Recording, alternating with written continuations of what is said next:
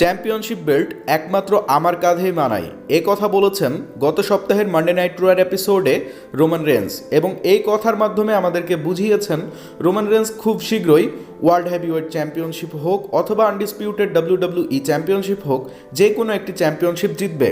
বিশেষ করে Monday night রয়ার এপিসোডে রোমান রেন্স প্রোমো কাট করবেন, ঠিক সেই সময়ে এন্ট্রি নিয়েছিলেন সিএম পাঙ্ক এবং কোডি রোডস, আর সেইখানে কোডি রোডসের কাঁধে যেহেতু আনডিসপিউটেড ডাব্লিউডাব্লিউই ইউনিভার্সাল চ্যাম্পিয়নশিপ ছিল এবং সেখানে সিএম পাঙ্কের কাঁধে ওয়ার্ল্ড হেভিওয়েট চ্যাম্পিয়নশিপ ছিল, তাদের কাঁধে চ্যাম্পিয়নশিপ দেখে রোমান রেন্স বলতে থাকেন, তোমাদের শোল্ডারে কোনোভাবেই ওয়ার্ল্ড চ্যাম্পিয়নশিপ মানায় না, বরং একমাত্র ওয়ার্ল্ড চ্যাম্পিয়নশিপ আমি রোমান রেন্স আমার কাঁধে মানাই।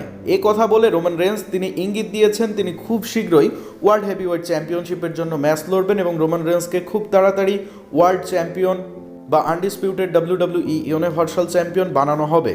তো আপনাদের কি মনে হচ্ছে, রোমান রেন্স কি কোডি রোডসের এগেনস্টে চ্যাম্পিয়নশিপের জন্য ম্যাচ লড়বে নাকি সিএম পাঙ্কের এগেনস্টে ম্যাচ লড়বে? অবশ্যই কমেন্ট করে জানাবেন, এবং রোমান রেন্স চ্যাম্পিয়ন হলে আপনারা কতটা খুশি হবেন অবশ্যই কমেন্ট করে জানাবেন। ধন্যবাদ।